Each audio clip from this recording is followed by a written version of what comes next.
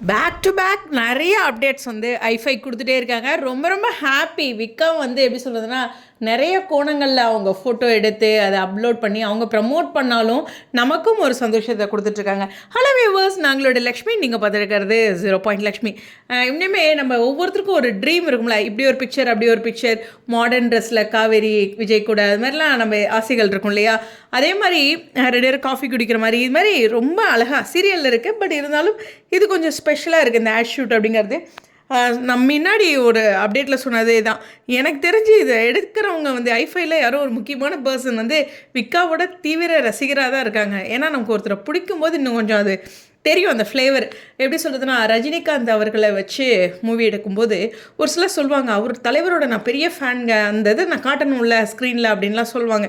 அந்த மாதிரி எனக்கு தோணுது. ஸோ ஒவ்வொரு அப்டேட்ஸ்லேயும் ஒரு புத்துணர்வு ஏற்படுது அப்படிங்கிற எந்த ஒரு டவுட்டும் இல்லை. இன்றைக்கி டிஆர்பி அப்டேட் வந்துச்சுன்னா நான் உங்களோட கனெக்ட் ஆகிறேன். கொஞ்சம் பிரணவ் வர டைமாக இருந்தால் கொஞ்சம் சிரமம் தான், இருந்தாலும் 1:30க்குள்ளே வந்துச்சுன்னா நான் உங்களோட பேசுகிறேன். அது மட்டும் இல்லை, இன்னொரு முக்கியமான வீடியோ அடுத்தது இருக்குது, தொடர்ந்து நினைந்துருங்க. ஸ்டேடியம் அது குயிக்காக போட்டுறேன்.